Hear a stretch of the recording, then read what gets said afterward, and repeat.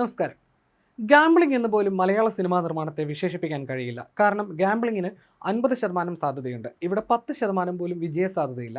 വിലായത്ത് ബുദ്ധി അടക്കമുള്ള ചിത്രങ്ങളുടെ നിർമ്മാതാവും പ്രമുഖ വ്യവസായിയുമായ മെഡിമിക്സ് അനൂപ് എന്ന AV അനൂപ് ഒരു അഭിമുഖത്തിൽ പറഞ്ഞതാണ് ഈ വാചകങ്ങൾ. ഒരുപാട് തിരിച്ചടികൾ ഉണ്ടായിട്ടും അനൂപും മലയാള സിനിമയെ കൈയൊഴിയുന്നില്ല. പുതിയ ചിത്രത്തിന്റെ പണിപ്പുരയിലാണ് അദ്ദേഹവും.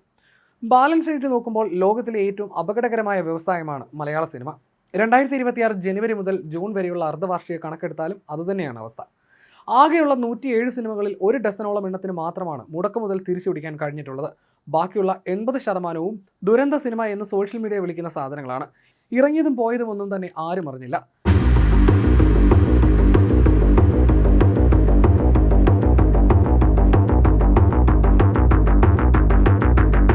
മലയാള സിനിമയുടെ ഐശ്വര്യ വർഷമായിരുന്നു 2025. ഹിറ്റുകൾ തിരമാലകൾ പോലെ ഇരമ്പിയെത്തിയ കാലം. ഒരു ഇൻഡസ്ട്രിയൽ ഹിറ്റ് കഴിയുമ്പോൾ അടുത്തത്. ഒരു മലയാള ചിത്രത്തിന് 300 കോടിയിലേറെ കളക്ഷൻ വരുമെന്നും കേരളം പോലെ ഒരു ചെറിയ വിപണിയിൽ നിന്നും മാത്രം 100 കോടി നേടുമെന്നും മുമ്പ് സങ്കല്പിക്കാൻ കഴിയുമായിരുന്നു. ലോക അത് നേടി.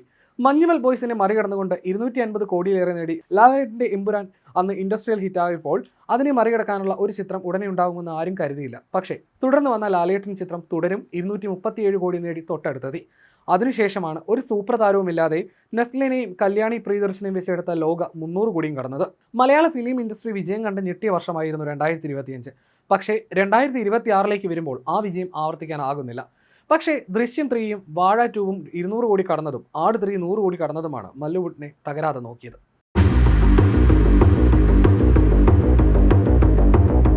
സത്യത്തിൽ വെറും 3 ചിത്രങ്ങളാണ് ഈ അർദ്ധവർഷം മോളിവുഡിന്റെ സാമ്പത്തിക നാടിയായത്. 3 തുടർച്ചകളാണെന്നതും ശ്രദ്ധേയമാണ്. വെറും 13 കോടി രൂപ മുടക്കി 234 കോടി കളക്ഷൻ നേടിയ വാഴ 2 ആണ് ഇതിൽ പ്രധാനം. 238 കോടി നേടിയ ദൃശ്യം 3, 18 കോടി മുടക്കി 120 കോടി നേടിയ ആട് 3 എന്നിങ്ങനെയാണ് വിജയ ചിത്രങ്ങളുടെ പട്ടികയിൽ നിൽക്കുന്നത്. അതിരടി, ഭരതനാട്യം 2 എന്നീ 2 ചിത്രങ്ങൾ കൂടി ഈ അർദ്ധവർഷം 50 കോടിയുടെ കളക്ഷൻ നേടി. ഹിറ്റ് ചാർട്ടുകൾ പരിശോധിക്കുമ്പോൾ അതിങ്ങനെയാണ്: ദൃശ്യം 3 238 കോടി, വാഴ 2 234 കോടി, ആട് 3 120 കോടി, അതിരടി 71 കോടി, മോഹിനിയാട്ടം 52 കോടി, ചത്തപ്പച്ച 35 കോടി, ബാലൻ ദ ബോയ് 24 കോടി, പ്രകമ്പനം 23 കോടി എന്നിങ്ങനെയാണ് കണക്ക്. ഇതിനു പുറമെ ഇപ്പോൾ തിയേറ്ററിലുള്ള ഉയർ, ചിന്ന ചിന്ന ആസെ എന്നീ ചിത്രങ്ങളും മുടക്കു മുതൽ തിരിച്ചു പിടിച്ചേക്കും.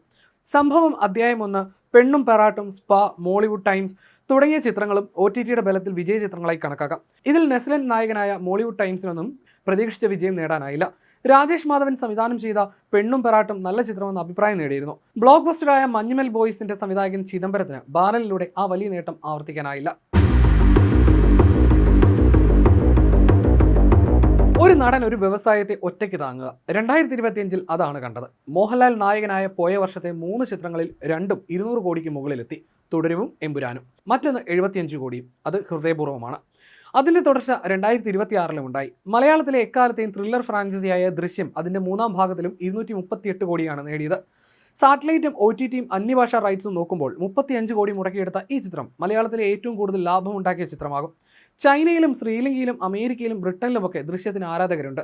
ദൃശ്യം 1ൻ്റെയും 2ൻ്റെയും അടുത്തെത്തിയില്ലെങ്കിലും ചിത്രം ഇത്രയും വലിയ കളക്ഷൻ നേടിയത് മോഹൻലാൽ എന്ന സൂപ്പർ താരത്തിൻ്റെ വിപണി മൂല്യം ഒന്നുകൊണ്ട് മാത്രമാണ്. ആന്റണി പെരുമ്പാവൂർ തീർച്ചയായും ഭാഗ്യം ചെയ്ത ജന്മമെന്ന് പറയാം. ഈ 66ാം വയസ്സിലും മലയാളം ബോക്സ് ഓഫീസിനെ ഒറ്റയ്ക്ക് താങ്ങുകയാണ് ലാലേട്ടൻ. മഹേഷ് നാരായണന്റെ മമ്മൂട്ടി ചിത്രമായ പേട്രിയറ്റിൽ അതിഥി വേഷത്തിലും മോഹൻലാൽ ഈ അർദ്ധവർഷം എത്തിയിരുന്നു. പക്ഷേ ആ വേഷം മോഹൻലാൽ ഫാൻസിന് പോലും പിടിച്ചില്ല. അവസാനം മോഹൻലാലിന്റെ കഥാപാത്രത്തെ വില്ലന്മാർ കുത്തിക്കൊല്ലുന്നതൊക്കെ ആരാധകർക്ക് സഹിക്കാനായില്ല. സൗഹൃദത്തിന് പുറത്ത് ഇത്തരം ചുക്കിനും ചുണ്ടാമ്പിനും കൊള്ളാത്ത വേഷങ്ങളിൽ കയറി പിടിക്കരുതെന്നും സോഷ്യൽ മീഡിയയിലൂടെ വലിയ വിമർശനമുണ്ടായി. ഇനി തരുൺ മൂർത്തി ഒരുക്കുന്ന അതിമനോഹരം എന്ന ചിത്രത്തിലും അമൽ നീരദ് അടക്കമുള്ളവരുടെ പ്രൊജക്റ്റിലുമാണ് ലാലേട്ടൻ ഫാൻസിന്റെ പ്രതീക്ഷകൾ. അസുഖത്തിൽ നിന്ന് കരകയറി സിനിമയിലേക്ക് തിരിച്ചു വന്ന മമ്മൂട്ടി തീർത്തും വീണുപോയ അർദ്ധവർഷമായിരുന്നു ഇത്. പേട്രിയറ്റ് എന്ന 125 കോടി മുടക്കുമുതലുള്ള മമ്മൂട്ടി ചിത്രം വലിയ ഫ്ലോപ്പായി മാറി. ചത്തപ്പച്ച എന്ന ചിത്രത്തിലെ മമ്മൂട്ടിയുടെ അതിഥിവേഷവും സോഷ്യൽ മീഡിയയിൽ ട്രോളായി. പ്രശസ്ത സംവിധായകൻ അടൂർ ഗോപാലകൃഷ്ണൻ ഒരുക്കുന്ന ചിത്രം, ഖാലിദ് റഹ്മാൻ സംവിധാനം ചെയ്യുന്ന വമ്പൻ ഗ്യാങ്സ്റ്റർ ഡ്രാമ, കണ്ണൂർ സ്ക്വാഡ് 2 എന്നിങ്ങനെയുള്ള പ്രൊജക്ടുകളിലൂടെ മമ്മൂക്ക വീണ്ടും മിന്നിക്കുമെന്നാണ് ആരാധകരുടെ പ്രതീക്ഷ. എന്നാൽ 74 വയസ്സായ അദ്ദേഹം ഇനിയും നായകവേഷം ചെയ്യുന്നത് നിർത്തണമെന്നും സ്വരം നന്നാവുമ്പോൾ തന്നെ വിരമിക്കണമെന്ന് പറയുന്ന ആരാധകരും വിമർശകരും കുറവല്ല. മലയാളത്തിലെ പ്രമുഖ യുവതാരങ്ങളായ ദുൽഖർ സൽമാൻ, പൃഥ്വിരാജ്, ആസിഫ് അലി എന്നിവർക്ക് ഈ വർഷത്തെ ആദ്യ പകുതിയിൽ റിലീസുകളൊന്നും ഉണ്ടായിരുന്നില്ല. ഫഹദ് ഫാസിൽ പേട്രിയറ്റ് എന്ന ചിത്രത്തിലൂടെ എത്തിയെങ്കിലും ആ വേഷവും നന്നായില്ല. ഫഹദിന്റെ ടൈപ്പ് സൈക്കോ വില്ലൻ. ഈ അർദ്ധവർഷത്തിൽ നടനായോ സംവിധായകനായോ പൃഥ്വിരാജിന് റിലീസുകൾ ഉണ്ടായിട്ടില്ല. എന്നാൽ ഓണം സീസണിൽ വൈശാഖ് സംവിധാനം ചെയ്യുന്ന ഖലീഫ പോലുള്ള വലിയ ചിത്രങ്ങൾ പൃഥ്വിയുടേതായി വരാനുണ്ട്. റോഷാക്ക് എന്ന ചിത്രത്തിന് ശേഷം നിസാം ബഷീർ സംവിധാനം ചെയ്യുന്ന I nobody psychological thriller drama പൃഥ്വിയുടേതായി ഉടൻ റിലീസ് ചെയ്യുന്നുണ്ട്. ആസിഫ് അലിക്കും ഈ കാലയളവിൽ സിനിമകൾ തിയേറ്ററിൽ എത്തിയിട്ടില്ല. ജി പ്രജേഷ് സെൻ സംവിധാനം ചെയ്യുന്ന ഹൗഡിനി, ദി കിങ് ഓഫ് മാജിക്, ഒപ്പം ടിക്കറ്റ് എന്നിവയാണ് ഈ വർഷം ഇനി വരാനിരിക്കുന്ന ആസിഫ് അലി ചിത്രങ്ങൾ. ഇവിടെ സ്റ്റാറിനെ നിലനിർത്തി പോകുന്ന മിനിമം ഗ്യാരണ്ടിയുള്ള രണ്ടുപേർ ടൊവിനോയും ബേസിൽ ജോസഫുമാണ്. അതിരടിയിലെ ഇരുവരുടെയും കോംബോ നോക്കുക. അതുപോലെ ബാലൻ ദി ബോയ് എന്ന ചിദംബരം സിനിമയിലും അതിഗംഭീരമായ പ്രകടനമായിരുന്നു ടൊവിനോയുടേത്. ഫീൽഡ് ഔട്ടിലിന്റെ വക്കത്ത് നിന്നാണ് ആട് 3 ജയസൂര്യ രക്ഷപ്പെട്ടത്. ഷാജി പാപ്പനും കൂട്ടിനും 100 കോടി നേടിയതോടെ ജയസൂര്യക്ക് കിട്ടിയത് സെക്കൻഡ് ലൈഫാണ്. ദിലീപ്, ജയറാം, സുരേഷ് ഗോപി തുടങ്ങിയ പഴയ താരങ്ങളൊക്കെ ഫീൽഡ് ഔട്ടായി കഴിഞ്ഞു. ബിജു മേനൻ അടക്കമുള്ളവർക്ക് ഒന്നും ചെയ്യാനും കഴിയുന്നില്ല. വനിതാ താരങ്ങളിൽ മഞ്ജു വാര്യർക്കൊന്നും നല്ല വേഷങ്ങൾ കിട്ടുന്നില്ല. നടി മീനയും അൻസിബയും ഒക്കെ ജീവിച്ചിരിക്കുന്നുണ്ടെന്ന് ഓർമ്മിപ്പിക്കാറുള്ളത് ദൃശ്യം സിനിമയാണ്. വന്ന് നടികൾ വേണ്ട എന്ന അവസ്ഥയിലായിട്ടുണ്ട്. ബാലിലെ ഫർസാന പാലത്തിങ്കിലാണ് ഗംഭീര അഭിനയത്തിലൂടെ ഈ അർദ്ധവർഷ പെൺപുലിയാവുന്നത്. റോഷൻ മാത്യു, അർജുൻ അശോക് തുടങ്ങിയവരൊക്കെ ടൈപ്പായി മാറിയില്ലായിരുന്നെങ്കിൽ കയറി വരാവുന്ന യുവതാരങ്ങളാണ്. എന്നാൽ വാഴയിലൂടെയൊക്കെ ഒരുപറ്റം പുതിയ ചെറുപ്പക്കാർ താരങ്ങളാവുകയാണ്. ഈ ചിത്രത്തിലെ 4 പ്രധാന കഥാപാത്രങ്ങളെ അവതരിപ്പിച്ചിരിക്കുന്നത് സോഷ്യൽ മീഡിയയിൽ വലിയ ആരാധകരുള്ള കണ്ടന്റ് ക്രിയേറ്റർമാരായ സുഹൃത്തുക്കളാണ്. ഇൻസ്റ്റഗ്രാം റീലുകളിലൂടെയും മറ്റും പരിചിതനായ ഹാഷിറാണ് നായകൻ. ഹാഷിറിനൊപ്പം തന്നെ റീലുകളിൽ സജീവമായ അലൻ ചിത്രത്തിൽ സ്കൂൾ കാലഘട്ടത്തിലെ തമാശ രംഗങ്ങളിൽ മികച്ച കെമിസ്ട്രിയാണ് കാഴ്ചവെച്ചത്. അതുപോലെയാണ് ആ ടീമിലെ വിനായകും. സിനിമയിലെ ഇമോഷണൽ രംഗങ്ങളിൽ വിനായകിന്റെ പ്രകടനം സർപ്രൈസിംഗ് ആണെന്ന് നിരൂപകർ അഭിപ്രായപ്പെട്ടിരുന്നു. അജിനും ഇവരോടൊപ്പം കട്ടയ്ക്ക് നിൽക്കുന്നുണ്ട്. തങ്ങളുടെ റീലുകളിൽ അവതരിപ്പിക്കുന്ന അതേ പേരും ഏതാണ്ട് അതേ ശൈലിയും തന്നെയാണ് ഇവർ സിനിമയിലും ഉപയോഗിച്ചിരുന്നത്. ഇത് പ്രേക്ഷകർക്ക്, പ്രത്യേകിച്ച് യുവാക്കൾക്ക് സിനിമയോട് കൂടുതൽ അടുപ്പം തോന്നാൻ കാരണമായി. ഇത്തരം ചെറുപ്പക്കാരായിരിക്കും ഇനി മലയാള സിനിമയുടെ ഭാവി നിർണ്ണയിക്കുക. ഈ അർദ്ധവർഷത്തിലെ ഏറ്റവും വലിയ ബോക്സ് ഓഫീസ് പരാജയമായിരുന്നു മഹേഷ് നാരായണൻ സംവിധാനം ചെയ്ത പേട്രിയറ്റ്.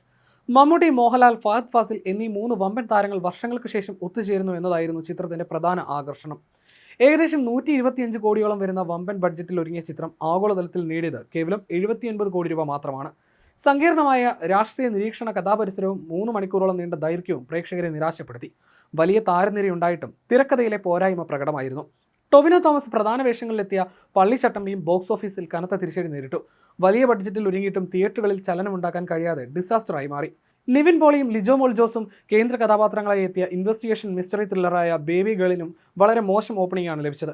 ആദ്യവാരം കഴിഞ്ഞതോടെ ചിത്രം തിയേറ്ററുകളിൽ നിന്നും പൂർണ്ണമായി പുറത്താവുകയായിരുന്നു. നിഖില വിമൽ, അജു വർഗീസ് എന്നിവരെ വെച്ച് കുറഞ്ഞ ബഡ്ജറ്റിൽ ചെയ്ത പെണ്ണുകേസ് എന്ന സിനിമയ്ക്ക് OTT ബിസിനസ് ലഭിച്ചെങ്കിലും തിയേറ്ററുകളിൽ പ്രേക്ഷക ശ്രദ്ധ നേടാനായില്ല. ഭീഷ്മർ, പ്രതിച്ഛായ, ഡെർബി തുടങ്ങിയ സിനിമകൾ തിയേറ്ററുകളിൽ വന്നുപോയതുപോലും പ്രേക്ഷകർ അറിഞ്ഞില്ല. ആന്റണി വർഗീസ് നായകനായി പാൻ ഇന്ത്യൻ ആക്ഷൻ ത്രില്ലറായി വിശേഷിപ്പിക്കപ്പെട്ട കാട്ടാളൻ ബോക്സ് ഓഫീസിൽ വീണു. മിഖായിൽ, മാർക്കോ എന്നീ ചിത്രങ്ങൾക്ക് ശേഷമുള്ള മിഖായിൽ എക്സ്റ്റൻഡഡ് യൂണിവേഴ്സിലെ 3ാം ഭാഗമായിരുന്നതിനാൽ ആക്ഷൻ പ്രേമികൾ ഈ ചിത്രത്തെ കാത്തിരുന്നു. അമിതമായ അക്രമരംഗങ്ങളും പുതുമയില്ലാത്ത കഥപറച്ചിലും കാരണം ചിത്രം ബോക്സ് ഓഫീസിൽ പൂർണ്ണമായി പരാജയപ്പെടുകയായിരുന്നു. വലിയ പബ്ലിസിറ്റി നൽകിയിട്ടും പ്രേക്ഷകരെ ആകർഷിക്കാൻ ഈ വേട്ടക്കാരന് കഴിഞ്ഞില്ല. മുരളി ഗോപിയുടെ തിരക്കഥയിൽ വന്ന അനന്തൻ കാടിനും സമാനമായ അനുഭവമാണിപ്പോൾ. പഴഞ്ചൻ രാഷ്ട്രീയ നാടക രീതിയിലുള്ള മേക്കിങ്ങും 157 മിനിറ്റോളം വരുന്ന അമിത ദൈർഘ്യവും ചിത്രത്തിന് തിരിച്ചടിയായി. ഷെയ്ൻ നിഗത്തിന്റെ ദൃഢം എന്ന സിനിമയ്ക്കും OTTയിൽ പ്രേക്ഷകർ ഉണ്ടായിരുന്നെങ്കിലും തിയേറ്ററിൽ ആളെ കൂട്ടാനായില്ല. നെസ്ലന്റെ മോളിവുഡ് ടൈംസിനും പ്രതീക്ഷിച്ച വിജയം നേടാനായില്ല. നെസ്ലൻ കയറി വരുന്ന സമയമായിരുന്നു ഇത്. പക്ഷേ ചിത്രം ആവറേജിൽ ഒതുങ്ങിയത് താരത്തിനും തിരിച്ചടിയായി. ഈ അർദ്ധവർഷം ഇറങ്ങിയ 107 ചിത്രങ്ങളിൽ 70ഓളം എണ്ണം വെറും ദുരന്തങ്ങളായിരുന്നു. ഒരു ശ്രദ്ധയുമില്ലാതെ പടച്ചുവിട്ട സിനിമകളായിരുന്നു അത്.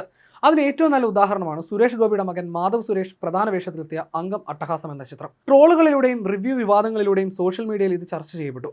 റിലീസിന് പിന്നാലെ തിയേറ്ററുകളിൽ ആളൊഴിഞ്ഞെങ്കിലും സോഷ്യൽ മീഡിയയിൽ ചിത്രം ദിവസങ്ങളോളം ട്രെൻഡിംഗ് ട്രോളായിരുന്നു. തിയേറ്ററുകളിൽ മാസ് ഇമ്പാക്റ്റ് ഉണ്ടാക്കാൻ ഉദ്ദേശിച്ചൊരുക്കിയ സീനുകൾ പലതും ആളുകളിൽ ചിരിയാണ് പടർത്തിയത്. പ്രധാന വേഷം ചെയ്ത മാധവ് സുരേഷിന്റെ ഡയലോഗ് ഡെലിവറിയും അഭിനയ ശൈലിയും കടുത്ത സൈബർ ആക്രമണങ്ങൾക്കും ട്രോളുകൾക്കും ഇരയായി. സിനിമയ്ക്കെതിരെ വലിയ രീതിയിൽ നെഗറ്റീവ് പ്രതികരണങ്ങൾ വന്നതോടെ ചിത്രത്തിന്റെ അണിയറ പ്രവർത്തകരും മാധവ് സുരേഷും പരസ്യമായി രംഗത്ത് വന്നിരുന്നു. തിയേറ്ററുകളിൽ സിനിമ പരാജയപ്പെടാൻ കാരണം യൂട്യൂബ് റിവ്യൂവർമാരുടെ മനഃപൂർവ്വമുള്ള ഡീഗ്രേഡിംഗ് ആണെന്ന് മാധവ് ആരോപിച്ചു.